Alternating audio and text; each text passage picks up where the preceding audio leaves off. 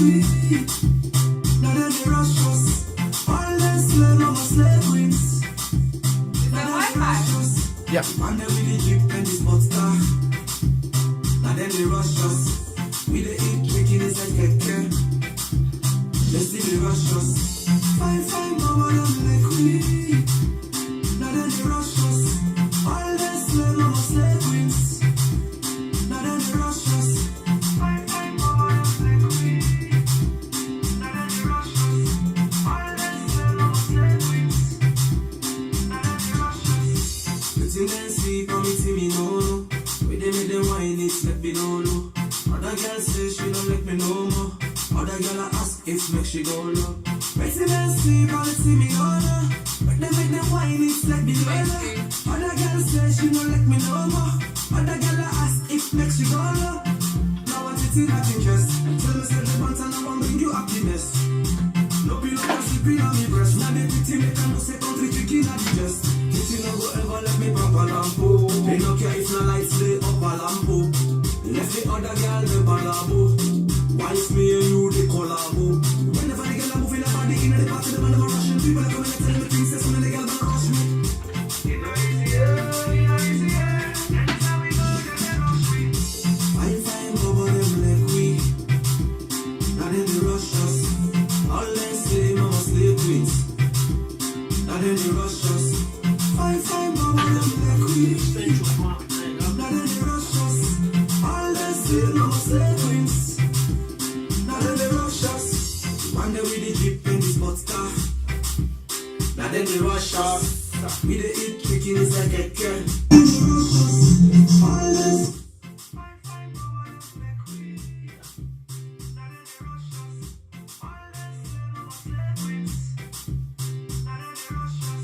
So my own team no like for win. Now them fans still they rush them. So my own team they don't die long time. But them fans still we rush them. Maybe then they went and go low for we. And they suck like mango orange. But that girl like king can color for me. But now they kick and solo for you. Me know you can't get the family like you bogus. And they tell you human make you no rush. Every pretty girl in the yard don't rush. And the man they may rush them. And time over them like we. Now then they rush us. All them slave no slave queens. Now then they rush us. Fine, fine, mama, them like we. Now then they rush us. All them slave, no more slave queens. Now then they rush us. One day we the jeep and the sports car. Now then they rush us. We the eat chicken inside keke. They still they rush us. Fine, fine, mama, them like we. Now then they rush us. All them slave, no more slave queens. Now then they rush us.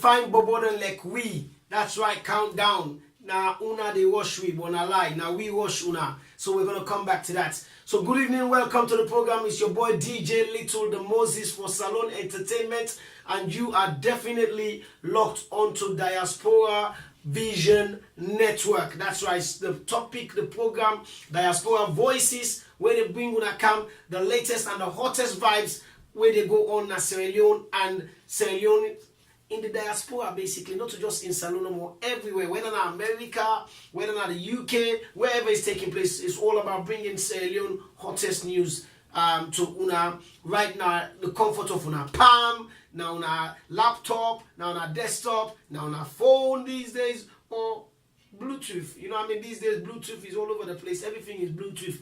But the last time when we checked my teeth, it's still white tooth. So I don't know definitely when they're going to do white tooth. You know what I mean? You don't understand? But anyway, it's Monday and it's the 17th of December. Could you imagine? And yes, now we talk about Countdown 2018 as past tense. Whoosh! I'm glad it's on done. It's gone. Yes, Countdown is gone. DJ Ish and DJ Little for another year. Not till next year, December the 14th, 2019. God willing. Then we'll start telling you again all the goodness. But we are going to come to Countdown a little bit later. I might have a surprise phone call for my brother DJ Ish who can tell you a massive thank you. But when I see me video I posted yesterday night, my voice yesterday evening when I was driving to Northwest London, I'll tell you again about that. And I don't even know where I'll find time to sleep. God, I thank you. You understand? But people, I have to say something to you guys which is absolutely devastates Sierra Leoneans in the UK, Sierra Leoneans in the diaspora, Sierra Leoneans wherever you are. I'm telling you, it's been a shocking news. Especially for some of we waiting at the UK, you understand? So because I don't even know where to start, I'm gonna try and put this to you guys in a very easy way to put it, and because it's not gonna be light, all right? A lot of you guys and ladies may not have seen or had this news yet, but those who are within the circle, especially the Old Edwardians global platform or the Old Edwardians UK forum, Talented Ladidas, and a lot of the other people who may know this man or know in WEF, you would have had the devastating breaking news that Selenians in the UK have just lost one of the most important for me, what I call truly a community champion, Mr. Onunu Mahama Kainsam. This man is a brother, is a mentor to me. And I said this, a lot of people, I've posted it out there because I can remember just about 17 years ago when I've just left me uncle they win me off Bobby pan the DJing business, because we've been doing it for 24 years, and then I started doing my own thing. He had a house party with his wife, and I turned up there. They're telling the way you try to do your own thing. I wasn't a DJ, but I get me CD bag. I hold me CD bag just now because he had friends then who were DJs, and then I turned up to his house, and so thankfully, I want to say thank you as well. That DJ was a little bit rubbish at the time, you understand? So the opportunity was there, and they go, yeah, you can play with your ukulele, you get music then. I say, I get some CD there, sir. He say, come, you able to use this set? I say, yes. He say, well, can we just get small tin and we can play for we, And then I went to DJ at the house party. We formulate a relationship then, and it never stopped there. His wife has been there for me, like a mother, like a big sister. She was the Ingi toast. She toasted to the guest at our wedding, So, and that was back in 2004. And a lot of people don't understand the relationship with me and him. Like, obviously, he's a very, very much a senior member for me at St. Edward's Secondary School we attend.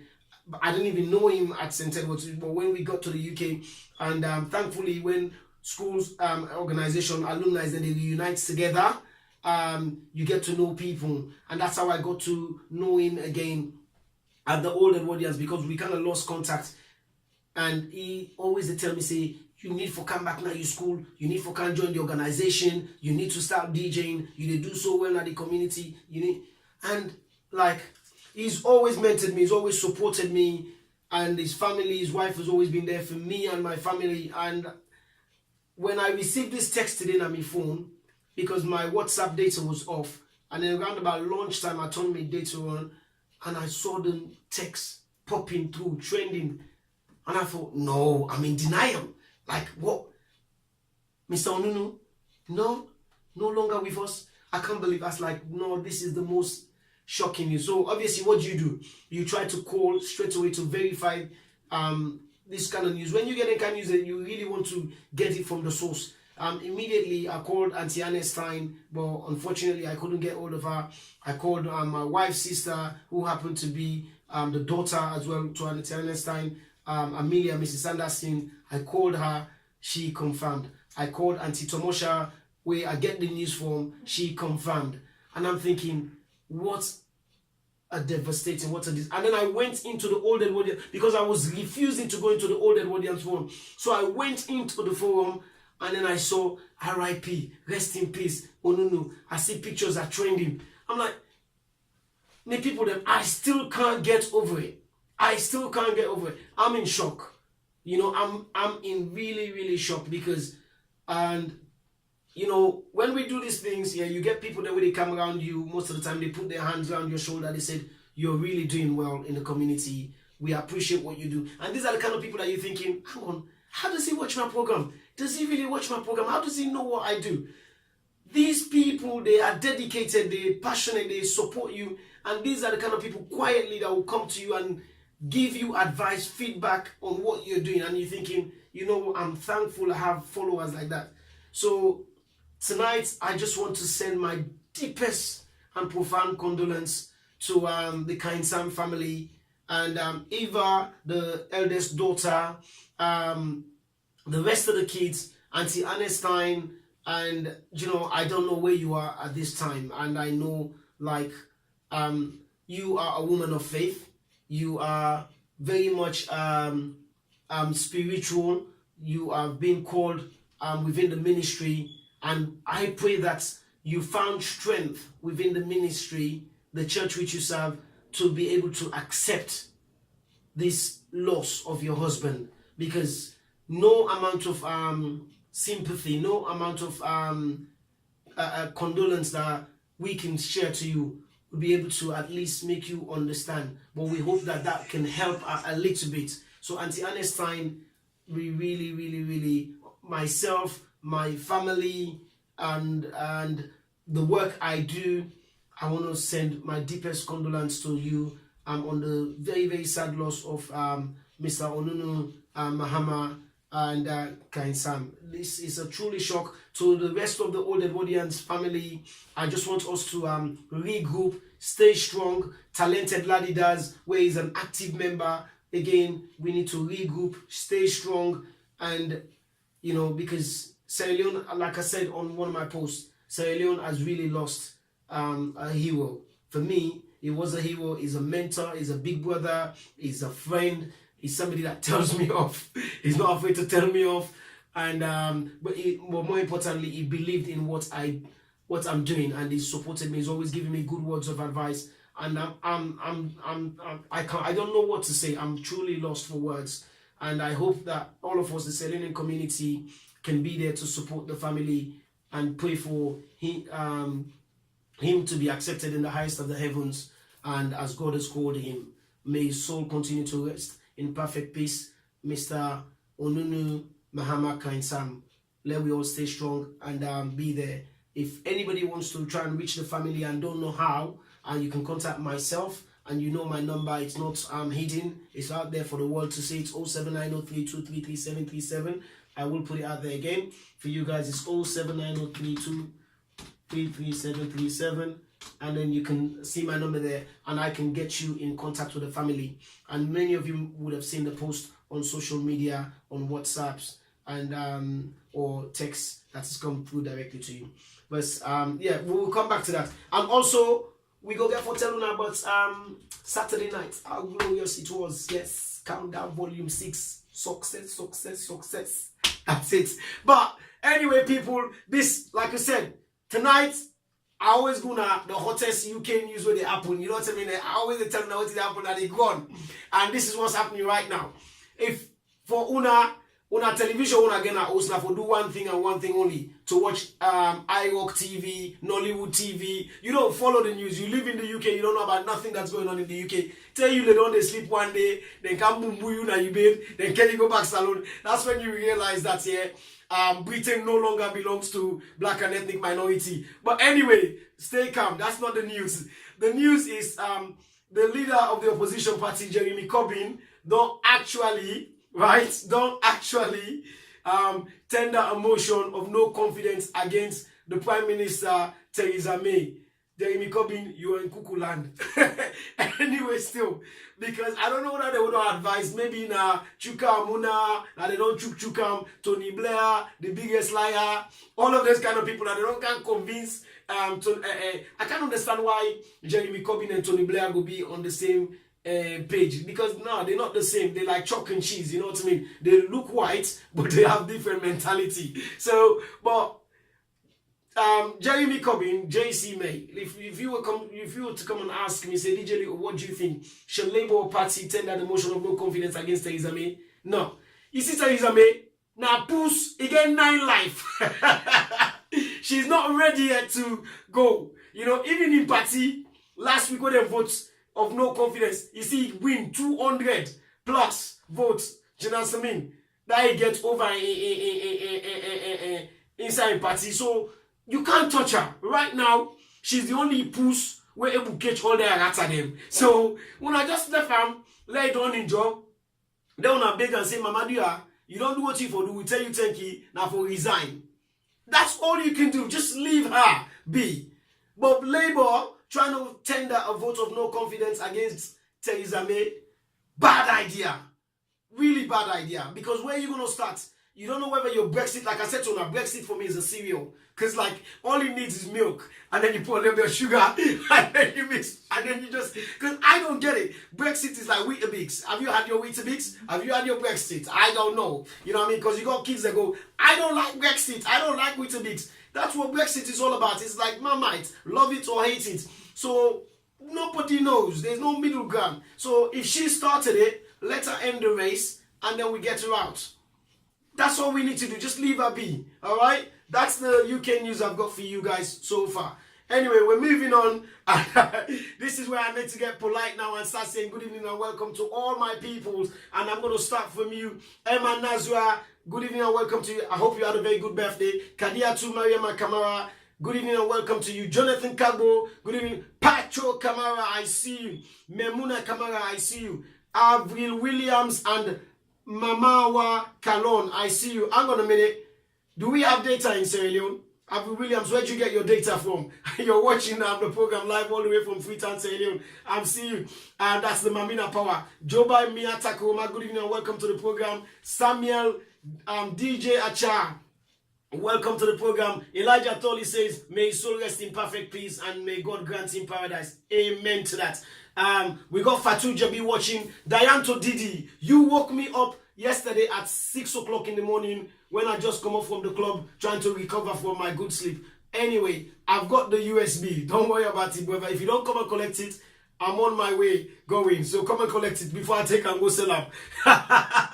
I'm Sai Said Kamara. Good evening and welcome to the program. Manfini Masare. Good evening, welcome. Rashford Brain. Good evening and welcome to the program. M. Tajuddin. Good evening and welcome. Fatima Taylor. Good evening. 28 days, my wonderful sister. Definitely the woman where they do amazing work about homeless people in the north sides of London. She's doing a great job. So I'm looking forward to having you in the studio 2019. I don't want you, I don't tell you from what they ask you. Myself and Aisha Tassise. Aisha Kende, good evening, welcome to the program. Fresh Mula, good evening, welcome to the program. Sierra Leone blogger, I see you. Abdul Kutim Kabia, good evening, welcome to you. Lydia LKK, good evening, welcome to you. The name's so nice, they call it twice. Moro. Musa Bangura, good evening, welcome to you. The CEO himself, the chairman of the Sierra Leone DJ Union UK and Ireland, good evening, welcome to you. And also the CEO of Official Mama Salon, DJ Durban. I salute you, sir. Thank you for an amazing job on Saturday night. Mary Fofana, good evening, welcome to you. Kobe Geba, good evening, welcome to you. Nimata CPI Kamara, Christo P. Williams, I salute you. You make a decision. You did not come to Countdown Volume 6. You get big explanation for do. The Godfather, Christo. We cannot have Countdown and then the Godfather another day. We are not happy, Christo. So I know say you can get a very busy night with Awa in Bade and organized by Mama Kulala, but still you should pass by. Angel Love, Ensign Odima, good evening, welcome to you. Bernadette Nicole Williams, the best photographer in the country, period. I salute you. Yes, I salute you, sir. I salute you, ma, Bernadette Nicole Williams. I don't even turn you to, sir. You were so good. I gave you a man title. Well done. Thank you so much for an amazing job done for us, myself and my brother DJ Ish on Saturday night on Countdown Volume 6 live at Club 71. Howard Max, I see you, my sister. Good evening. Welcome to you. Sufyan Roberts, good evening, sir. Habib Wuri, I salute you. Sufyan. Maria S. New, I salute you. Good evening, Maria. Hello, Maria. That's my Greek wife. I see you. We had a fantastic night on Friday night. I DJ for one of the world's Christmas party, Fisk and Share. All the Fisk and Share people say, yeah. It was a brilliant night. You know, you see why people dancing to Afrobeat. Afrobeat don't take over. Francis, bye-bye. Kabi, I salute you. Lizzie Bangu, I salute you. Let's go. It's getting busy. Abubakar M. Golfer. Yes, Uncle, stop touching. How's my nephew doing, by the way? Good evening, welcome to you. And I've got the legend himself is there watching me, and I'm extremely nervous now. Mr. William Fewry is watching me off FTN. That's right, Freetown Television Network. Oh my goodness, I am shaking.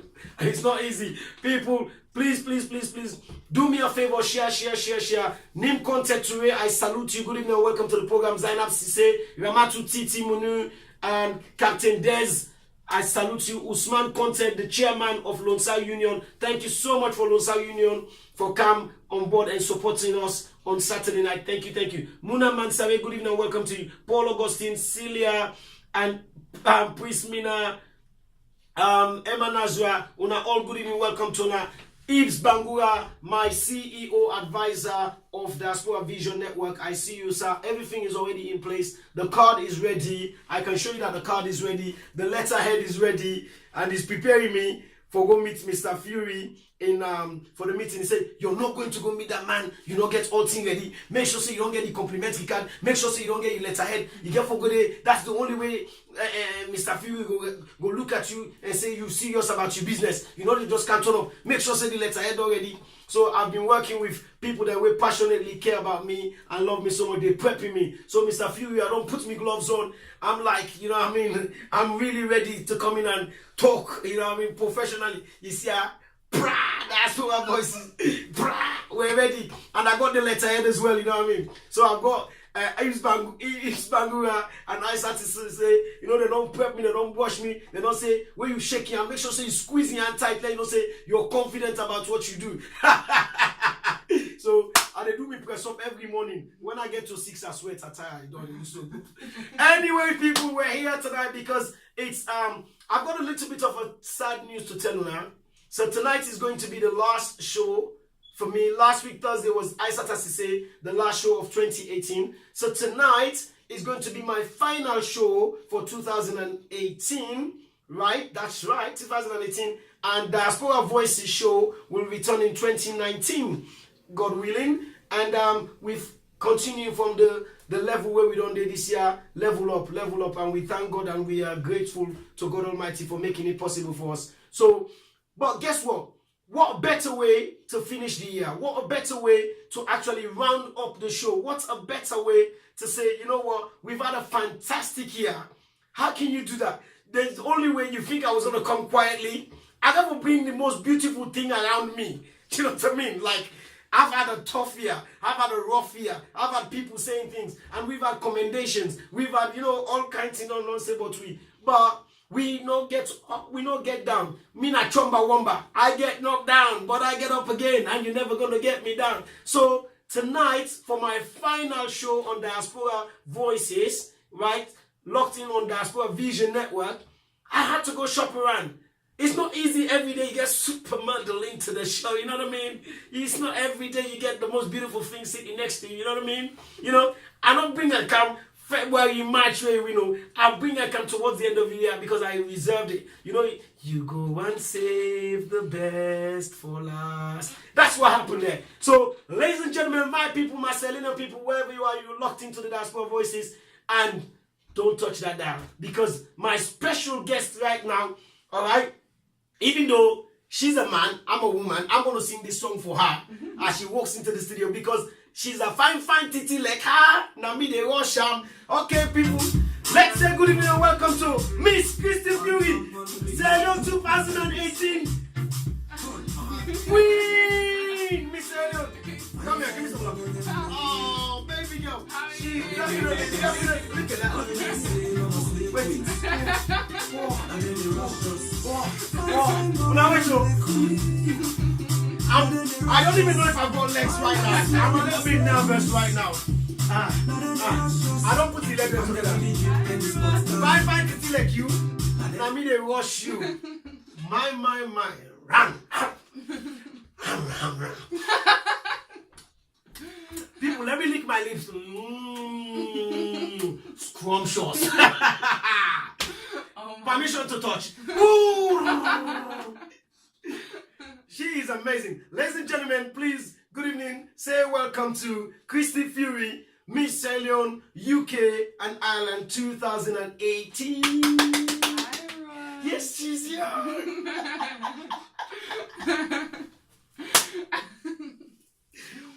Oh, such a pleasure. Thank you. Ooh. Thank you for having me. Okay, calm down little because I got somebody that's watching me that's going to actually cuss me. She's going to cuss me. All right, listen. Welcome to Diaspora Voices. Thank you. If I ask rubbish question, please just don't take it as stupidity. It's just that I don't know what to say. It's fine. Okay, right. So, Christie Fewry. Yeah. Let's talk about you. Who's Christie Fewry first of all? So, Christie Fewry is an 18-year-old who is just enjoying life and experiencing. She's ready for marriage. 18. That's fine. Okay. Well, let me check. No, let's not reach that level yet. So, let me steady on. My wallet is not reached there. So you're 18-year-old, yes? Yeah. And born in Sierra Leone. Yeah. Grew up in the UK. Definitely. Let me ask you a question, right? What would an 18-year-old do? I'm thinking, you know what? I'm just gonna enter Miss SL UK 2018. Why? Well, I remember I saw the poster when I was 16. Okay. I was in South London. All right. And I was getting my hair done and I saw the poster and I was like, that's so... I never even knew Sierra Leoneans did pageants. I was like, that's crazy. How come I didn't know about this? Yeah. And I asked my mum, I asked my auntie, and then they told me about it. They're like, oh yeah. Fast forward a week before my 18th birthday, I was going to the first meeting for Miss Sierra Leone UK. Right. And I really wanted to do it because I wanted to represent my country. I felt like growing up in North London, there's not that many Sierra Leoneans. There are, as in South. In South East, yeah. So but here we're sardines. Everyone. And you know, I went to school. Yeah. And my school was like, it was just two of us. So when you're in school, like when you say I'm from Sierra Leone, No, they'd be like, where's that? I'm like, are you joking? Yeah. And then these were like other black girls, isn't like it? Ghanaians, Nigerians. And like, you say I'm from Sierra Leone, and I'm like, yeah. okay. Where's that? I hated that so much. It got me so angry. That really got you angry, and then you thought, you know what, yeah?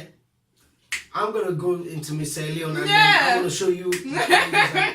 And then so like you made your decision and then you said, okay, you're gonna enter the Miss Sierra Leone. Like, did you have any like backlash or any resentment from at home, like from your mom, your dad? No, my parents were genuinely quite supportive, but at first they didn't quite see why I would go into a pageant because I'm very academic. Yeah, because I was gonna say you're a bookworm, innit?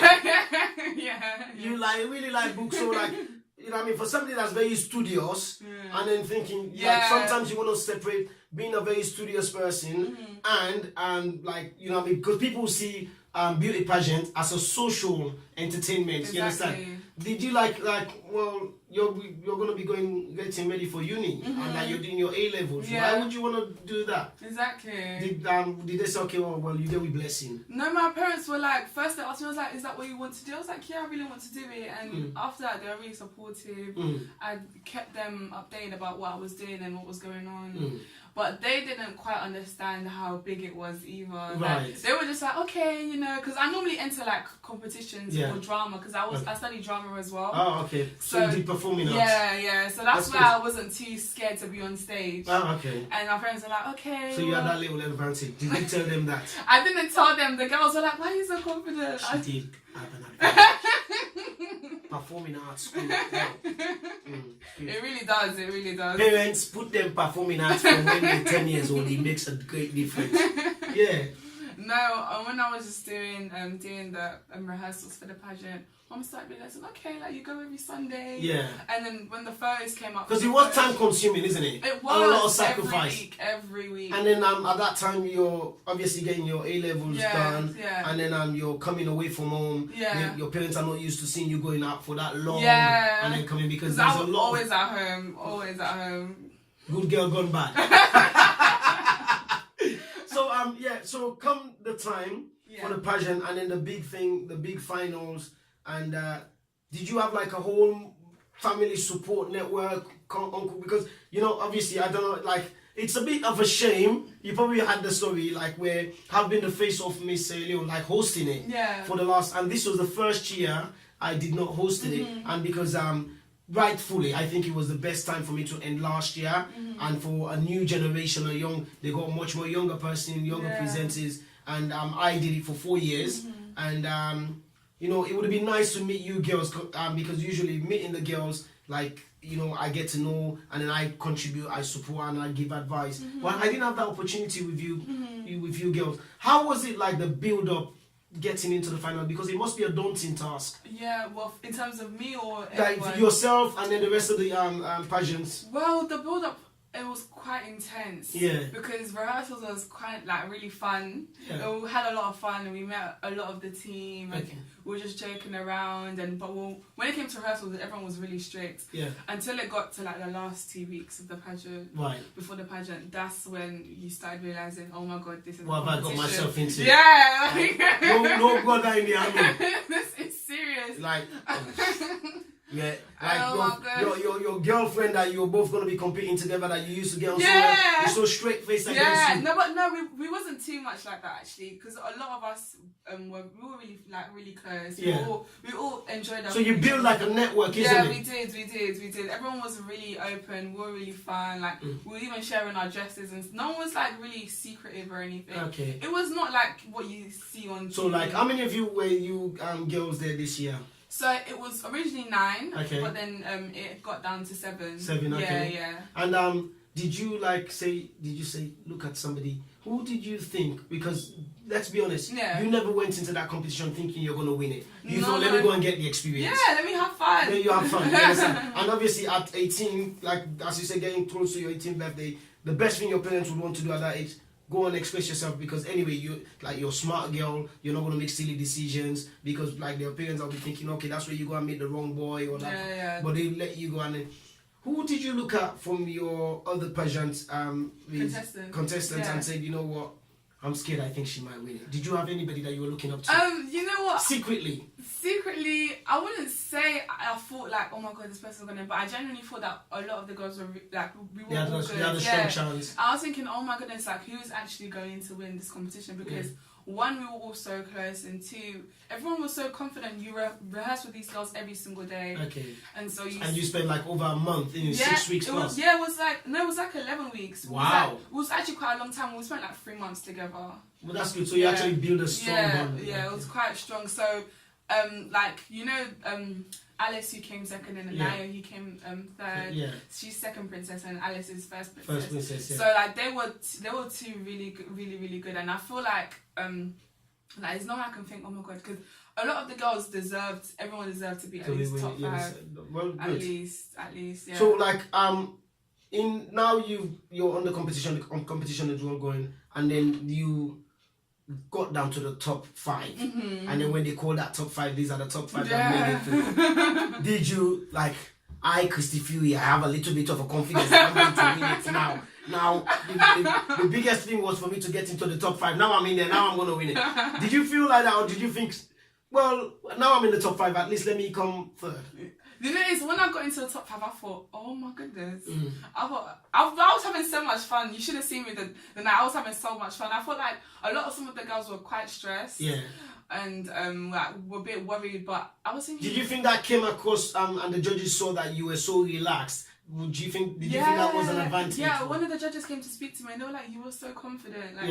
Like, they didn't even know it was my first time doing a pageant. Right. They're like, you were so confident. Have you done a pageant before? I was like, no. They're like, how come? I was like, I don't know. I was just having fun because I'm used to being on stage. Yeah. So I'm used to like having eyes on me. Yeah. But it was actually kind of scary because this is like your community. It's a community, and it's the first time you're showcasing yourself. Yeah. And that's one of the things that a lot of the girls, and so even though you've spent that 11 weeks doing it in closed doors, but now you got like nearly 1,000 plus 200 people, and we all know the venue, which is always packed and yes, sold out. And you think, and everybody's shouting for their own daughters to win. And you got to the top 3. Yeah. And then when you got to the top 3, as you said you got Anaya, and then you got Alicia, and then you got yourself. Yeah. And what was your reaction when it was announced that you were the winner of Miss SL UK&I? Genuinely, just replay it for me. My reaction. Yeah.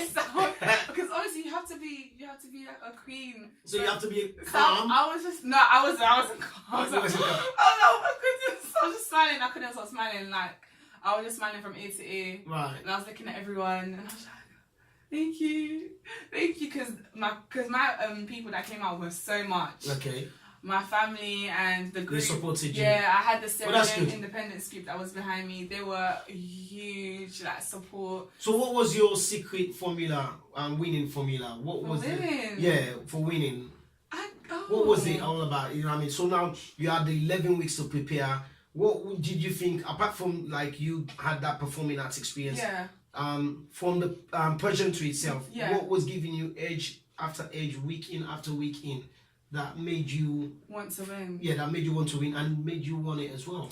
For me, I feel like it was the fact that I really had a message behind why I was doing it. Right. Because like growing up, like darker skin. Okay. Like a lot of you get a lot of hate comments from black boys, especially. Yeah. It's so funny. You wouldn't even expect boys who are from other cultures to call you ugly. Boys that are from the same country, they'll call you ugly. Yeah. So just because you're dark. Yeah. So that was like one of the things I was really wanting to prove that darker skin girls can be considered beautiful. Yeah, because and smart this sort of thing, people were thinking like, boys when we're teenagers, I mean, obviously I was born in Salem but grew up here as a young man, and I was able to get into the system and infiltrate, and a lot of the time, like, we just want the light skin girls. Yeah, and I never understood. And then you're thinking a black skin girl is just butters. Yeah, that's the word. I don't know what you guys call them now. I used to get called butters. In our age, I used to get called butters. You're just butters. But it's crazy, like, by boys that are from like that are darker than me. Yes. And it's like, what's going on? And they'll always pick like the light. So that was your motivation. Yeah, because it was just like I want to represent something, and all those girls who don't consider themselves to be, to think that they're beautiful or as gorgeous as a light-skinned girl. It's like, why not? I want every girl to feel confident, because if I have that confidence, there's some girls out there who don't, and I have friends who don't feel as confident about their skin tone. Right. So I was like, I really want to make them feel gorgeous. Make them feel important. Yeah. And did you think that you represent dark skin girl? Yeah. But yeah, definitely. It's not even only about being dark skin, but just black girls in general. So right. Yeah. So like when you do the pageantry, right? Mm-hmm. There is a time when you have a message. Like, what was your message? Like when you guys come in and do your storytelling. Mm-hmm. What was your story? Was that the story that you? That was part of it, but then also I was really pushing for education as well. Oh, okay, fantastic. That was like a really big thing for me. So why did you believe in education? Because I feel like ever since I came from Sierra Leone, when I came I was 5 years old. I couldn't speak no English at all. I was. When you say hello, the phone goes off. Hello. There's so much energy in the battery that I straight. I used to do it, I mean. I when I came back here, because I had done my GCSEs in Sierra Leone, right? But I was fortunate, so when I came back here, and I think that's what gave me edge amongst some of my friends, my group of friends, that we all came around to Sierra Leone at the same time. So I came to the UK, and then I had the opportunity to go back to year 11 and do a couple of my GCSEs again. So that gave me an advantage to like, you know, because then if you go straight sixth form, you just meet adults. Yeah. So when you go back to this year 11, so to speak, you became part of the British system, and then and they used to call me Kunta. So I never got it. I was Kunta Kente. Yeah. They're like dissing me. So I'm like, okay, I'm Kunta. But whenever they say Kunta, they're laughing. Yeah. A group of boys or girls will be laughing because when I speak, a few people will have headache. Hello, my name is Abdul. What happens to say? It's like, so how was it like at the time, as you said, When I grew up in you say not knowing. It was so bad. I didn't really speak. I couldn't communicate myself properly because I didn't understand. There were some things I didn't understand that they did in the UK. The language. Yeah, everything was so confusing to me, especially when I just came from Sierra Leone. Yeah. And I used to get in so much trouble in school all the time because I couldn't express what I was feeling. Yeah, I think we all got that. Yeah, and we all got that. We resort to fist fighting. yeah, and like teachers used to be like, "What's wrong with you?" And I'll be like, and I never understood exactly what it was. But then I used to go home and I used to try and like learn. So in class, I would sit and try and listen, and I'll go home and I'll practice with my mum, and like that's when I started learning and having a because I was really interested about. Should have just watched EastEnders. Took me along. In it, mate. Like Shirley. Yeah, alright, Shirley. Get me. That's what I used to do. Get off my path. You know? Yeah. So that helped you quite a lot, and then you integrated well with the in the school system, and then you start finding yourself like you got good friends and everything, and well, like obviously I don't know for you, you probably. You're a very beautiful girl. Thank you. Honestly, you are a very beautiful Thank woman. Because you're not a girl like you're 18. You're 19? 19 next week. 19 next week. In 6 days. Papa Fewry, I'm going to hire a limousine. I'm coming for your daughter. So obviously you're a beautiful girl, and then obviously you talked about the surprise element of where obviously boys would be calling dark-skinned girls, and but at the same time you had friends like would look up to you and thinking, wow, you're nice, like you're tall amongst your friends. That kind of helped because short men like tall girls, just in case you didn't know. And so you were there, and when did you think I can be popular in school? When I started finding my own self, like I was always the kid. I just done my own thing. Okay. And teachers noticed that a lot. And that's why teachers will always say to my parents, like she's a leader. Okay. Because I really like didn't care about what everyone else was doing. I always knew what I wanted. And that's when I see that people will like follow me and think it's cool. Okay. That's when you realise that you can be whoever you want to be. Whoever you want to be. Yeah, and people will follow if it's a good and genuine thing. So that's when I was like, okay, yeah, I guess I can do more. Yeah. I can do more, and I want to do more and change the world and change the environment and all of that stuff, give education. And so fast forward to winning, fast forward to excellent education and that your parent gave you and all of that stuff. And now you are the Miss Sierra Leone, and you commit yourself to say, this is my agenda, this is my focus, I'm going to do something. But since winning back in February, you've done quite some little projects, isn't it? Yeah, I have. So do you want to tell us about it? So what I've done so far? Yes. Well, so far I've been working with a lot of charities who are helping like the UK kids in the UK and in Sierra Leone. Yeah. And I'm also part of a program called Mean Cup program, which is for girls in Sierra Leone. Okay. And that's with the Project Dream charity. Okay. And the Mean Cup program is That's Auntie Alima Demonike. no, it's No, not that's Siddiqui. Yeah. And Andrea. Yeah. Yes, Project Dream. Yes, And that's right. It's really cool that they we got to talk about it because it's something that I love. I think I sold your number to them. Did you? Because Siddiqui goes to me, DJ Little, they look for somebody who can be the face of my dream, and blah, blah, blah. And I said, I think Miss So I sold the number to you, but I didn't call you. Because you also supported Salon Kids Variety Show. Yeah. You were one of the face this year, and literally amazing show. We are grateful because like you believed in kids, you believed in empowerment. Yeah. And you came there, you blessed us with your presence and presented awards for us as well. So on behalf of the LMTS, we didn't say thank you, but we're going to say thank you publicly. You understand? So these are the kind of work. Well, you thought, I've done all the things, I've supported other people, but I want to do my own thing. Yeah. And you believe that, well, there are so many things which other Miss SL queens have done.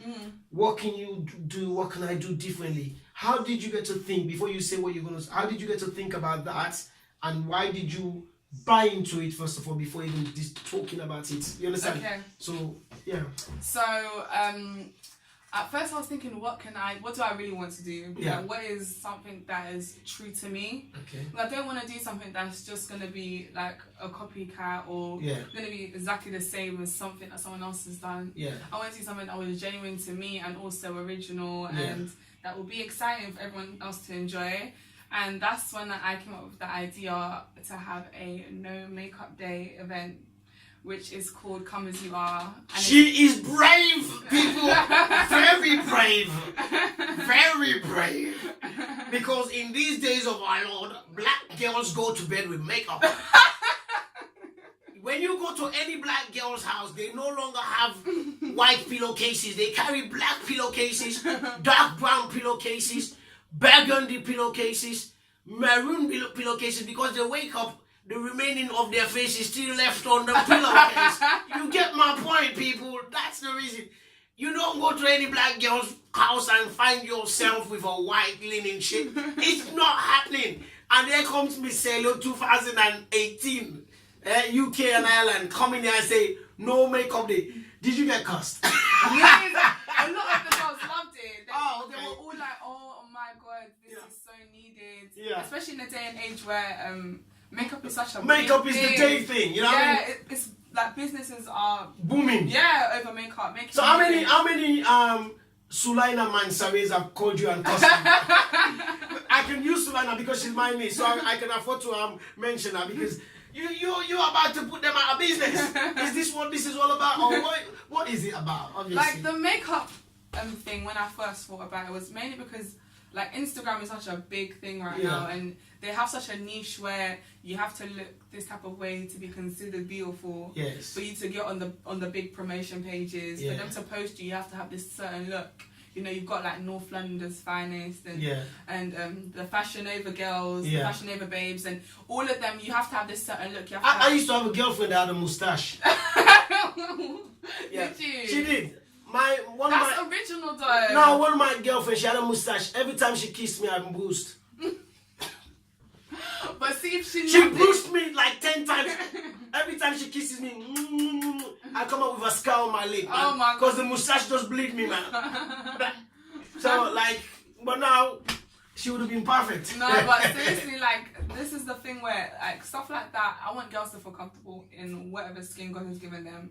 Because we're all beautiful, and I don't, like, when you start looking and comparing yourself to other girls and thinking, oh my goodness, I don't look like her. Because a lot of stuff you do see on social media is so unrealistic. And it's crazy, and it's just so, everything's perfect and airbrushed. You never catch anybody, like, if someone was to post a picture of just their bare skin, oh my god. I know, I've seen them. You go up with Adam, you woke up with Eve. Like thinking, what was that all about? You're not the girl we came home together with last night. Yeah, what's your problem? Oh really? Your voice changed as well? So the voice had a makeup too. Okay, I hear you, girl. Easy. So obviously like, you thought this through properly. Did you discuss it with mom and dad? Yeah, of course. I told my mom, like, first thing, like, before anybody even found out, I told my mom and my dad, explained to them what my idea was. Mom was like, okay, get it done. Like, let's do it. And I was like, are you sure? I was so nervous because it's a series as well. So look at me. You see, people don't look at the camera there. Yeah. You see this young lady? She's wearing no makeup and she's amazing. The first thing I said to her when we got into the studio before we came live, I'm like, you are so pretty, because I've seen you a few times and every time you're carrying makeup. And like my first time, like, she's really, really, really beautiful girl. You understand? Your skin tone, like I said, listen, once you go black, you don't go back. Whether it's a man or woman, you go black. Yeah, going back, mate. Nothing wrinkle coming down. Everything stays up. Alright? So, but like, you have decided to come natural, and this is something that you're really, really, truly passionate about. And the message of the motivation there is for you, as you said, to let people feel comfortable within their skin. Yeah, freedom. Freedom. And I like that word, freedom. Yeah. Why do you think because there is a lot of competition these days, which you said earlier about black girls. Even not girls, especially in general, because yeah. in general, whether they're white girls, whether they're Asian girls, wherever they're representing, you know what I mean, South American girls, there's a heavy competition on girls looking a certain way. You can't be fat, you can't be, you cannot come out of your house not wearing makeup. Yeah. I've got a 14-year-old daughter, right? And I'm being sincere, not just because we're doing this. She doesn't do makeup. I've got a 10-year-old daughter. She doesn't do makeup, but she's obsessed with lip gloss. She will shine the lip. My 10-year-old daughter, she's gonna be 11 on the 24th, so she's one day behind you. Oh yes, I think you both got the same personality. She will gloss them lips, man. I'm like,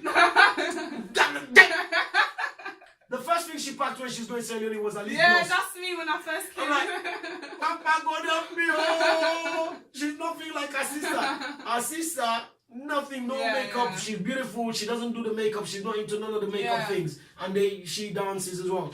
But that little girl, she's worrying me. So I don't buy baseball bats. I don't buy cutlass. I don't buy chuk-chuk. I don't buy babuaya. No, trust me. And I bought me a smoking gun. Not to kill, just to smoke the air. So, but like I said, there's a lot of competition. There's a lot of negativity coming out towards girls. Yeah. Let's talk about it. Why is it?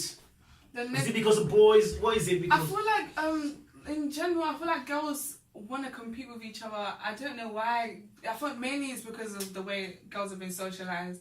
Girls have like been brought up to see each other as like, oh, that competition, you need to be better than her. Yeah. Mainly because you want to get married. Like if you go back to the root of it, okay. And that's why like a lot of girls now, you don't see it, but I used to study sociology in GCSE, and like, they taught us stuff about like how the difference between how girls are socialized and how boys are socialized. Boys aren't taught, to think about marriage, but girls are. Yeah. And because if you're thinking about marriage, you need to be the best wife and you need to be the most prettiest. Right. So that's where I feel like all of it's come from. So if you're, the prettiest, so you use makeup and everything, like, the guy's gonna think you're more beautiful and you're most likely gonna get a husband. Because at the time, back in the day, that was a girl's main goal to get married. Yeah. And like that is ridiculous. It is really ridiculous. And obviously now it's kind of seeped in like into today's day and age. Not that makeup is a bad thing. If you're a makeup artist and you love makeup, that is a good thing. Like you do you. Like the main sort like for the event is for me to get everyone else to be themselves. Yeah. But at the same time, but do you think they can be able to carry confidence as well with makeup free? Exactly. That's you understand? Because that's a problem. That's what the problem is for me. Is makeup is not a bad thing, but it's when you feel like you're not beautiful without it. It's like an alcoholic. Yeah. You need the rum to feel good. Yeah. That's the time when somebody come up to me and said after they've had a pint or two, they go, DJ Little, I hate you. I hate you. You're short. I don't know why people like you. I don't like you. They will never tell me when they're not drunk, when they're sober. Once they're drunk, they start saying things like that. Is that the kind of effect makeup is having on girls as well? Yeah, I feel like for you to feel like you're not as beautiful without makeup is crazy, because that's your face. It's not going anywhere. That's the face that God has given you. So what's your aim to do? What do you aim to do? How do you aim to change that? To change that? Well, doing these events, having the response I've had has been amazing. Girls are so excited. Literally, it's sold out in 10 hours. Wow. It's sold out like I put it out on Eventbrite. This was like 2 weeks ago. I put it out, and then literally, I went back to check when I finished my shift. I came home and all the tickets were gone, and I had like hundreds of messages from girls saying, "Thank you so much for doing this event. It's so amazing." And that's why I've got a skincare specialist as well to come tomorrow. Okay. And she's gonna come and she's gonna talk about keeping your skin healthy. Yeah. What are the things you can do? Like just make sure that you're keeping healthy in your skin and also in your body. Yeah. Because I've got a secret to tell you. Yeah. A lot of these girls with the makeup, then still they eat chicken and chips. So what they don't realize, underneath you're damaging the skin anyway. So when you come out of school, like you see a 14-year-old, year 10 girls, especially within year 8 to 10, that's when the makeup is aggressive. Yeah. So i.e. that's about 13 to 14, isn't it? Yeah. Or 13 to early 15s. Yeah. And then that's when the makeup is really aggressive. And then you're thinking, and then you turn up into the nearest chicken and chip shop, and they say, "I have a bag of sauce." Put some bag of sauce. Like, hang on a minute, you're gonna be ugly. You are destroying your skin. What you put in your Yeah, body. exactly. So it's like you might have the biggest makeup, the most fancy makeup. You might have 10 Sulainas beauty to come and make you up, but you are rotten inside. It's true. So you've got yourself. I'm a skincare professional. Yeah. Who's gonna come and talk to the girls. She told me a lot about what I need to, because when I was on holiday in summer, I was using cocoa butter, Right. Palmer's cocoa butter, and I thought that was good because I'm black. By the way, she's not sponsored. No, it's not. No. Facebook, please. So that plug in there is just for. No, but listen, I was using it. Yeah. I was using it, and I thought it was like what I needed to use because I'm black. Okay. And I was like, this is going to be good for my skin. And I love the way it felt on my skin. And I went on holiday, Yeah. and I was getting a lot of spots on my skin. Okay. And when I went to go and see her, she was telling me, yeah, stop using it. I was like, why? Like, it's cocoa butter. What do you mean? Yeah. She was like, stop using it. It's not good for your skin. It's causing your pores to get blocked. That's why you're getting spots. And I stopped. And ever since then, I've been using actual facial creams. These are the little things that people don't know about their skin. If you are a makeup artist and you do wear makeup like every day, you need to know how to take care of your skin. Yeah. Take care of what is underneath, because there's a lot of beauty bloggers who actually talk about it's important what is like underneath, like making sure you're eating the right food, you're drinking enough water. Yeah. There's no point slapping makeup on your face and you're eating 10 chicken burgers a day and you're adding burger sauce. Hello. Can I have 4 pieces of chicken and chips, please? Oh, by the way, can you make sure you put extra sauce? Burger sauce. Can you put extra burger sauce, please? No, why are you doing that, man? The chips is so little. Chips is so little. Can you put a little bit more? Is that what they do? That's what they do over the counter. And some of them have told us they can barely see over the counter on the chicken and chip shop. Hello, have you ever seen a Sri Lankan daughter buying chicken and chips? No. Have you ever seen an Indian girl buying chicken and chips? No, they don't. How many people you see buying chicken and chips? It's Afro-Caribbean kids. Wagwan, man. Give me some of them chicken and chips, man. One with a chat. I'm gonna write them things. Anyway, kill me. So calm down. So, but it's a beautiful thing. It's a good thing that you're doing, and it's really fascinating. Do you hope that this message will be carried towards younger people as well, not just people around your age? Yeah. But especially, like I said, between the 10-year-olds, the 11-year-olds that are starting and are going to be leaving primary school because they're not bothered. But when they get to secondary school, they will see one secondary school girl, one girl in year 6 that were all or from another school who, like, the mums had to let them do makeup since they were like 8. Yeah. Start coming in with some deep eyelashes and you're thinking, and then all of a sudden that girl is getting the attention and your baby sister or your daughter wants to have the same. How do you hope that your message... Do you know, it's my younger sister herself, she asked me the other day if she can start doing her eyebrows. Yeah. And I was like, I never got my eyebrows threaded, not even like drawn on. I never got my eyebrows threaded until my prom. That's when I was 16. Yeah. Like, you're 12, like, you don't need to do eyebrows. But do you not think it's what she's exposed to? Exactly, because when you go to school, a lot of the girls who like get their eyebrows done put on full face to go to school. I don't understand why. Let's. Hello. Hello, good evening, DJ Little. You're speaking. How are you doing? Fine. I'm maybe talk with you, so I say I mean. Okay, you're live on radio, so let me get back to you. All right. Okay. Just gonna put the phone on. I need it to.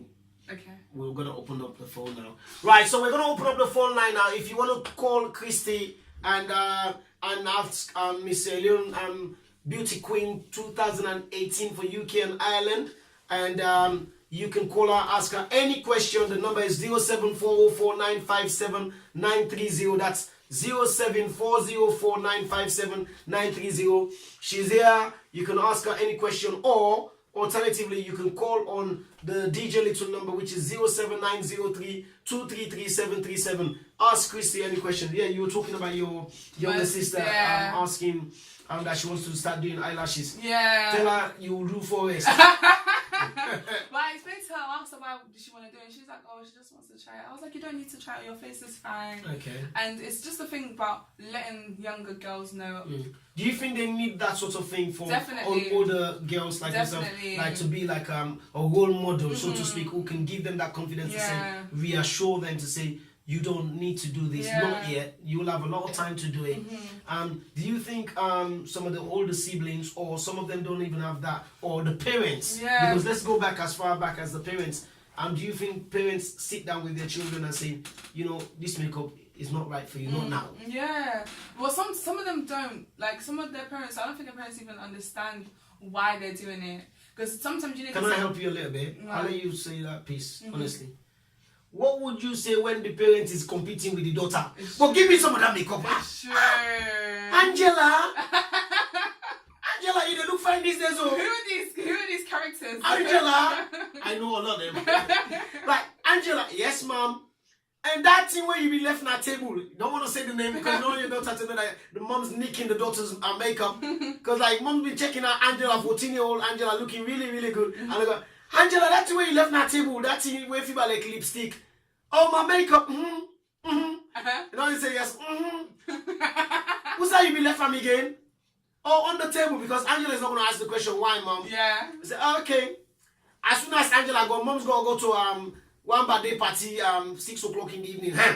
Go into Angela's room. But not to be picking up for can look good. Saying I don't make yourself up fine. Saying I did, mama, I don't fix up. So, like, they can't talk to their kids. It's true. It's true. It's It's just such a hard, tricky topic, but that's why doing events like this is very important that girls go and then they get to experience and share, because it's not only about the makeup, but we're going to talk about issues that black girls face, struggles that we go through. We're going to be connecting, going through healing topics and actually getting everyone to... So where is this happening? It's going to be on Old Street. It's in a beautiful apartment. It's Fantastic. on my Instagram. I'll put the apartment on my Instagram story. By the way, what's your Instagram? Oh, my Instagram is Christie Fewry, so you can just type in CHRISTIEFEWRY, or you can just type in Miss SL UK, and it will come up. Yeah. That's right. So that's the flyer there. Yeah. A lot of people would have seen it on my Facebook page. Yeah. I posted it this afternoon, and you'll see there, and I posted it on Instagram as well. Thank you. So a lot of you guys would have seen it, and make sure you go down there and check it out. So what's the address basically? So the address, I don't know off my head, but okay, we can. No, that's all right. We can look at the address there. So the address is at 4 Dingle Place. Yeah. And 4 Dingle Place, EC1V 8BP. We'll put the full address on for people to see it. And it's taking place tomorrow. And it's not only that, you've also got some keynote speakers. Yes, like people that are doing really inspirational things. Yeah. And one of them happens to be my baby sister as well. Mariama. Yeah, so I'm kind of liking that. Mrs. Mariama Oni of Beam Talk, Smiling Through Lights. So and first of all, you got your panelists there. How did you get around to selecting them and why? Oh gosh, it was really difficult because there was a lot of girls that I thought, women that I thought could have done an amazing job. Okay. But I selected these 5 women because one, I know all of them, and plus they've either said something or been helpful to me in a way that's actually stuck in my mind. One of them's my mentor, actually, Victoria. Okay. She's like one of the top 10 black students in the UK. Okay. And she's is that Victoria Zubuki? Yeah, she's the founder of US program. I'm in that Warwick program. University under. Okay, is that what you mentioned earlier? Yeah, I'm in US program. Okay, Warwick University undergraduate and top 10 black students in the UK 2017. Wow, she must got a big brain. She's amazing, and her personality is crazy. You know, because people that are really clever like yourself, you're actually humble. Oh, thank you. Not full man, I get beaucoup noise. It's the truth. I know a few fululus, and I happen to be one of those. I happen to be one of those fululus. You understand? But so you got Victoria there, Zubuki, and then you've got Ada Boss. Yeah. She's the Miss Face of East Africa UK, yeah, she is, and she's a musician and she's a women's activist. Yeah, she is. Wow. And then Joanna Abeyi, founder of Inclusive Executive Share Business, Diversity, Inclusive and Equality Recruitment Consultancy. Wow. Yeah. You got Natasha Mutebi, yeah, and Miss Uganda UK 2015 and 2016. Yeah. Global health activist, award-winning pageant queen. Wow. And then you got Mrs. Mariama Oni, or Mama, formerly known as Mama Kamara, founder and director of Smiling Through Lights, lighting professional through solar, which is true. Mm-hmm. Wow, igniting potential through solar, which is absolutely an amazing lineup of panelists there, basically. I've got so many special guests that are coming as well. Wow. Miss Ghana UK. So are you gonna be hosting it? Yes, I'm gonna be the host. I'm gonna be the person running up and down. Yes, no, that's good. Only because it's my first one, and I just wanna. No, I think it's good. Yes, I think it's good. Yeah. Yes. And then you're talking about your special guests that are coming. Yeah, Miss Ghana UK 2018. She confirmed that she's coming. I've got some people. Can I take my daughter off school to come to your show? Do you know, I don't want anyone to come off school because She's 14. I want her to go to the show. That's scary, but if she really wants to come, then definitely you can. What's the time? It starts at 1 p.m. So that's actually school. 1 p.m. to 5. People to cake or not to cake? No, we'll talk about that. Yeah. So who else is coming to the show? And we're gonna have some speakers who not only that are them, but we have our skincare specialist I told you about. She's amazing. She's coming, and we've got a lot of girls who are at uni, who are doing amazing like projects within a university and within the area. Okay. And also Victoria's sisters as well. They're coming, and they're amazing. We've got Precious and Success. Both of them are just doing so much, especially within Parliament as well. Okay. So that's like a really big thing, and I really want to get those kind of girls to come and connect with each other and connect with everyone else, so that we can just associate ourselves with each other and actually know that like no one's really different. Because when you look at someone, oh my god, they're so amazing, but when you know that they're human and they've achieved all of these things, you think I can do that too. Yeah. And that's the main like reason. Do you think also because you called it "Come As You Are"? Yeah. And whilst it's coming out, it's a makeup-free event. Yeah. You've encapsulated it with so many other inspirational things. Yes, I have. It's like a networking kind of event. Yeah. But like, do you think this is something that you can repeat?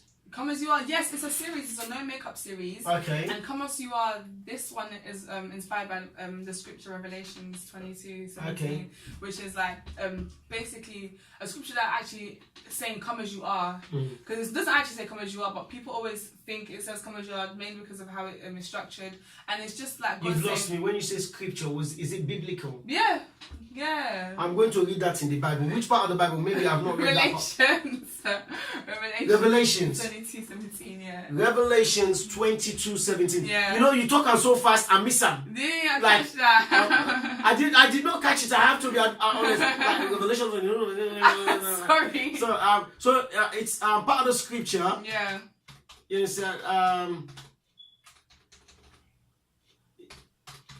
scripture and it's what do you call it? Revelations. Yeah.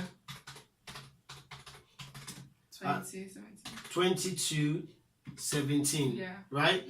And then it follows on. Yeah. So if anybody wants to go out there and then just to verify where Christie has got the inspiration from "Come As You Are." So okay, let's go biblical because I'm already inspired.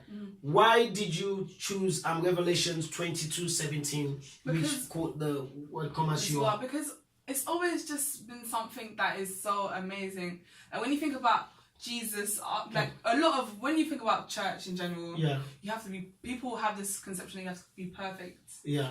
For you to come to the face of God, which is true. And God, which is what people think. Yes. And God doesn't actually say that. God says just come as you are, because at the end of the day, like the prodigal son, like he went for how many years, but he came and then after messing up his whole dad's finances that he gave him, he still came as he was, and the father still accepted him, and that was a representation of how God loves us. And which is very important for us to realize that you don't have to be perfect to go in the presence of God. You don't have to be put together. God just wants you to come to him and he will sort everything else out. And that's one of the things I want girls to understand, especially linking it back to the whole makeup thing. And not only about makeup, but your self-worth and how you feel about yourself is very important. So just come as you are. You might not be perfect right now, but that's the whole reason I'm doing this event, so that girls can actually take inspiration from each other as women and we can actually build ourselves up. And when we leave just a bit better than we came in. Wow. Yeah. Yeah. That I'm inspired. Thank you. What is because you've now just drawn me into many a times I get to sit down with young people and you tend to hear them talk and everything.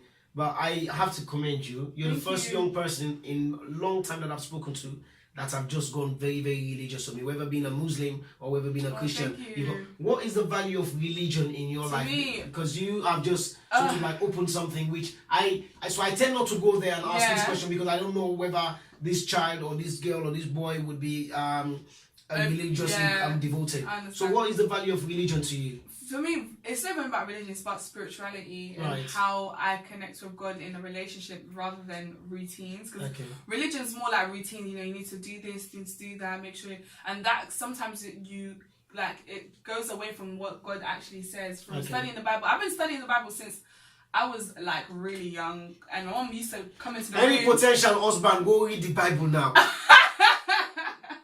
If you're going to be coming from a Muslim and still go read the Bible now. Because you don't know. Because she might meet a good Muslim boy who don't learn the Quran. And then you still have to read the Bible. Because Mr. and Mrs. Fewry will throw the Bible at you. I never knew where Revelation 22:17 came from. Come as you are. But now I will go and come back as I am into the Bible. Well, yes. Yeah. No, but it's really like my faith in God is so important to me because like God has done so much for me, but personally, a lot of the things that God does for me in my relationship with Him has been so personal that not everyone will be able to see it, and I'm starting to realize that's a bit of a problem if no one can see that that you represent God. I want everyone, when they look at me, they see this is a woman of God. I want to see this. I want them to see this is a godly woman. You know, earlier when I asked you where you got your winning formula, yeah, God was on your side.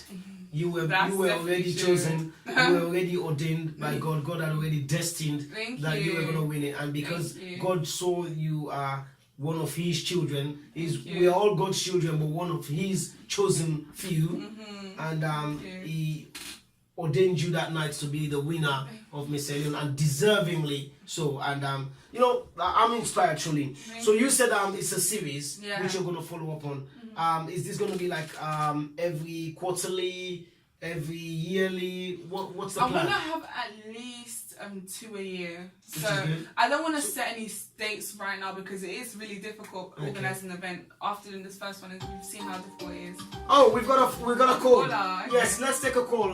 Somebody has been inspired. Hello, good evening, caller. What's your name and where are you calling from, please?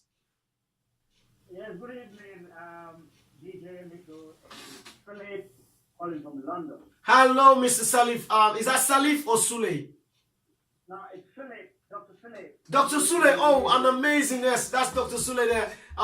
Definitely a good friend to Diaspora Voices. And we are very, very proud to receive your phone call once again. And what's your question for Miss SL 2018?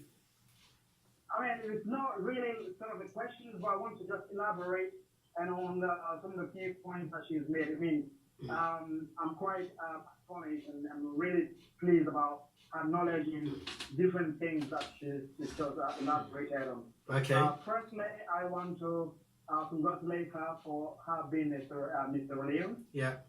And secondly, I mean, one of the issues with our black sisters, and obviously, as she mentioned, that lack of confidence in them, and I'm sure it must have come from a starting root, where maybe the parents or the guardians or someone who they've grown up with has not expressed love to them. So sometimes some of these young women or young men haven't got confidence to see that they're actually naturally beautiful. Because black is beauty. So, as Mr. Raliani, how would you ensure that your Iranian or black men around in your territory, for example, are developing this confidence? Yeah, can you just ask that question again, Dr. Sule, please? So yes, I mean, she mentioned before that one of the fundamental issues where people or young women where makeup a lot is lack of confidence, and I can totally agree to that. But I want to ask the question: how would she ensure, as Mr. Rolanian, that most of these young women around her territory would gain this confidence that she's talking about? That's a good question. How would you ensure that the girls around you, that are around your company, your territory, would gain confidence in what you're talking about and come as you are, as in makeup free and in themselves? First of all, I feel like they need to be aware of what they have. Which is true. Because when you're not aware of what you have, then what's there to be confident about? You don't see the value in it. And it's very important for them to first see the value in their beauty, in their skin tone, in the power that they have as females. True. And then after, they need to start showcasing them, as in walking in that confidence. So I would like ensure the girls who come to my event, like, just let them know, do some exercises. I have some exercises I don't want to reveal yet, okay, because it's gonna be on the day. But I have some exercises that we're gonna basically be doing. it's what do you call it, cucumber on your eyes? no. Oh, is it not that? No, it's actual exercises. Oh, okay. Because these days, those who put makeup, cucumber on their eyes is going to the gym. Yeah, go on. Yeah, some exercises, something. Okay, I might as well just say it now, but it's affirmations. Affirmations is like when you're talking. If anyone doesn't know what affirmations are, but they're expressions that you could say out loud to yourself that tricks your subconscious. Is that for performing arts? I didn't learn that. Actually, I learned that from like research, man. Okay. Because I'm very spiritual, so I always like try and see what's the best way of me. So you need to say stuff like, I am right with God, I am beautiful, I am confident. Those are the kind of things I say to myself every morning before I leave. So you justify. So you think ensuring themselves. Yes. And also making sure that every single time they look at themselves, they should feel proud that they are beautiful. Yeah, but that's so with what makeup. about people around them, which are, like, for example, their parents? Because some of these young women or young men who came from a parents where they haven't expressed love, maybe the parent or mom have not said to them, hey, today you look really beautiful, or your dad has not said to compliment them at all, or they've never get compliment from their mom or dad. Maybe they want to go out there and they see a man and they want the man to obviously recognize them. But before, obviously, to do that, they need to put makeup on for a guy to recognize them. And as you can hear or see, social media, Facebook, nowadays, our generation, if you don't have makeup on, people don't really recognize you that much. They don't see the beauty in you. Yeah. So is that, how do you handle that, those sort of situations? Well, personally, what I do is, like, you need to have a strong, firm foundation of confidence within yourself. If you don't have that, then no matter how many people tell you that you're beautiful, you're never going to think it's enough. You're always going to put extra layer of foundation. Yes. So that's something that needs to be ingrained in girls through small things like conversations and actually knowing why don't you feel like, say, you're beautiful without makeup. Actually getting the confidence within yourself, because if no one else tells you you're beautiful, not like if someone doesn't tell you you're beautiful for a whole day, who cares? You need to know that you are beautiful because you feel people tell me I'm tall every day. Every day, doctor. How did you do to be so tall? We are in the same part. We are in the same situation. I know we're vertically challenged. So I totally agree with you on that. Right. So listen, doctor, we want to thank you for your phone call so much, and we really appreciate that. And please continue to stay tuned. And we're grateful for the phone call. Thank you very much. Thank you. I wish you all Merry Christmas and Happy New Year. Same to you. Same to you. Merry Christmas. Thank you. Bye bye. Right, that's an excellent phone call there from Dr. Soloy. And you know what? I think he said some things there because you need to be, what you're doing is reaching out, and it's going to change lives, and it's going to change faces, and it's going to empower young girls, right? And I just want to bring you close to home. You understand? Because obviously this program, whilst it's going to benefit young girls and across the whole of the diaspora, we also need to bring close to home. And lately, just last week, I think Saturday or Friday, there was a rally which was organized by the First Lady of Sierra Leone, Mrs. Fatima Bio, Amada Bio, who rallied around because in terms of the Girl Child Project, female empowering, because disgustingly there is an increase in rape of not just in Sierra Leone, also in Africa. There was a program where there was a Ugandan doctor who had sacrificed his life and now working in Uganda after working in the West for over 25 years. And I watched the program on Channel 4. An 11-year-old girl giving birth was impregnated through rape. You understand? Having a baby, 11-year-old girl, child, 11-year-old child having a child, right? And this is now becoming prevalent in Sierra Leone. And like the raping thing is becoming a norm, and it's not only that, and men are actually going through anal rape, anal sex with young girls. You know, for somebody like yourself, as a young girl born in Sierra Leone and coming to the UK from the age of 5, growing up here where you believe girls are valued and girls are empowered. Yes, you had what you call that thing, what you call tete-a-tete peer group pressure when you were young, growing up into school. But that was not coming from adults. How disgusting does that make you feel? To first of all, how pity do you feel for the kids, and how disgusting does that make you feel to those people Like, that perpetrate such terrible crime? It's wrong on like so many levels, because the way when you think about it, as a woman, and like when you think about what is being done to those girls, it's so sad. It just it breaks your heart so deeply, because it's like I could never imagine someone experience, not even a girl, but anybody experiencing such traumatic events. Yeah. And then after you have to face the consequences after that, the effects. For a lifetime. Yeah, because it's not, rape is not only a physical thing, but it's also a psychological effect as well. True. And imagine a girl you've barely started life, you're like 11 years old, and you're being raped by someone that you probably... No. Yeah. Sometimes, many of the time, it's somebody that they know and that has taken advantage of them. It's not, in this day and age, this should not be. And I'm so happy that women in power are taking a step for this and trying to put their foot down, because this should not ever be a thing where it even needs to be discussed. It's so horrible, and my heart. If you as the current Miss Sierra Leone and UK and Ireland, and if you are given the opportunity to make a difference, what would you do? First of all, obviously reach the girls that are you are either victims or most likely to be victims of rape, because it's better to prevent and then to cure, but that is because they will never be cured, isn't it? And like reach out to those girls and actually get them in a place where they can actually be free and live their life as children, because that's what they're children. Yes. And actually get them to be expressive, because at the end of the day, going through something like that, you need to enjoy your life. You need to be put in a place where you can actually be free, because that is horrible. And you have to now face the consequences of actually raising a child, and you're only 11 years old. And another crucial thing that needs to be discussed is the men that are doing this. Yeah.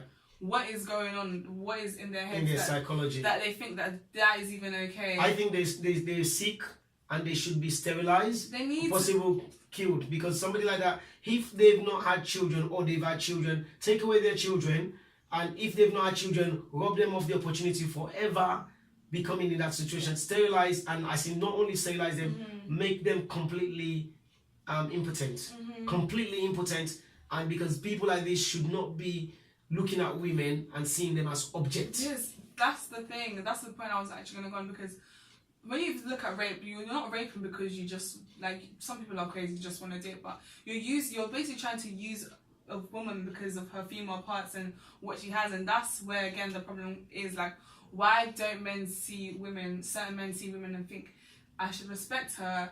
Like, why would you look at a young child and think it's okay for me to do that? Women deserve respect, and at the end of the day, if that's something that's being done, it's just something really crazy, and those men need to actually get some sort of support, the support that they need, because it's, oh god, it's so crazy. It's unthinkable. It's so much. It's a heartbreaking situation. The other day they had the wear all black for the girls, and I did that at work. I went to wear all black, and I was working, and it's just very important that we be a part of stuff like that through the Asma James Foundation.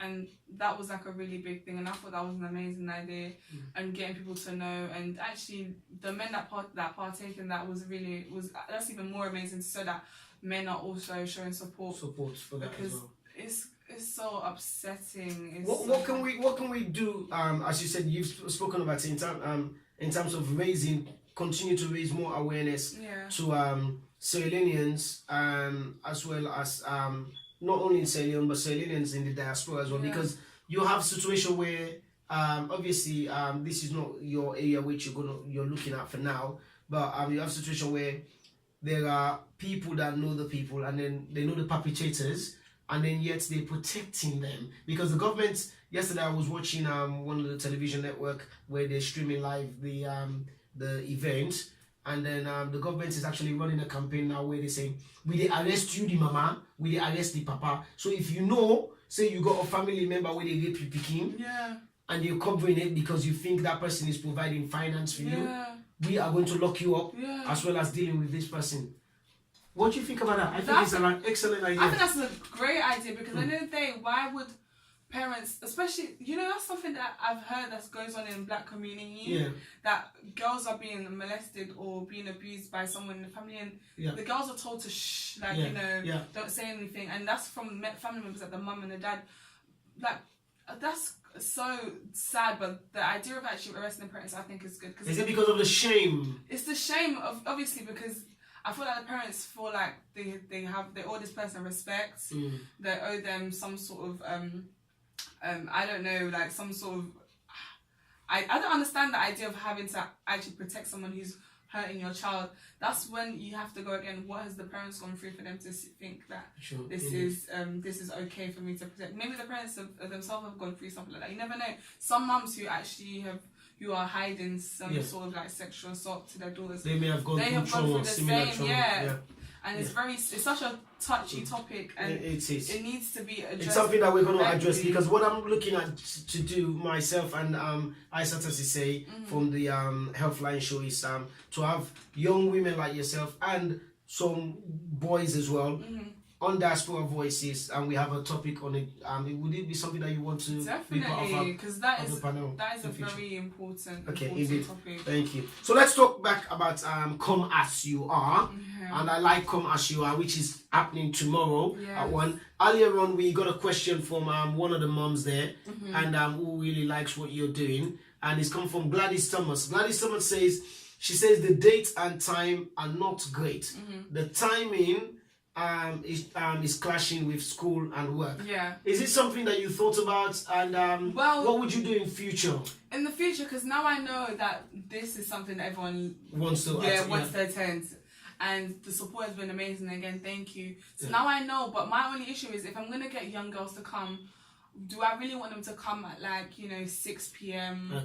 if they have school the next day? I don't want young girls to come really late out, and that was one of the reasons why I started pay it for 1 p.m. And I did think that a lot of the schools will be off for Christmas break by now, but obviously not. So next time I will actually look into the date and maybe consider a holiday. Maybe the summer holidays will be a great time. For girls to come. The Easter holiday. You don't want to wait because I want to see this program back soon. Okay. So maybe the Easter holiday and then another one in the summer and then another one in the winter. I know you said 2, maybe 3. Let's squeeze it 3. Let's have it for the seasons. You know what I mean? We have summer, spring, and winter. Do you know what I mean? But I love the fact that everyone's giving me feedback, and I would love as much feedback as possible because I want to know. So Gladys, again, as our lovely Christie has just said, is that she obviously apologizes and now. Obviously, she now understands fully the impact of your great initiative. I think it's an amazing initiative, and you obviously want to make this a family event. You would love younger children because sometimes you have children as young as 8, 9 years old who obviously will not be able to see this on social media, but their parents have seen it, but because they don't see that picking it up, they start 1 or 2 makeup, and they want them to come and learn from Miss Leon. Look, she's not wearing the makeup. Miss Leon. And literally, they want to bring their 8 and 9 year old children. So you're actually going to think it through. I will. Right, I'm going to ask you a really silly question. Okay. But I might be wrong. Okay. Has men bought the tickets to come to the show tomorrow? It's an all girls event. Why do you boys keep asking to come? It's all girls. Oh no, you don't. This is the pantomime season. Oh no, she doesn't. Oh yes, she has. Oh no, she doesn't, because I don't wear frock. A lot of people said that. I don't care. I'm gonna wear a dress. I'm gonna. My daughter Sulaina is in Sierra Leone now.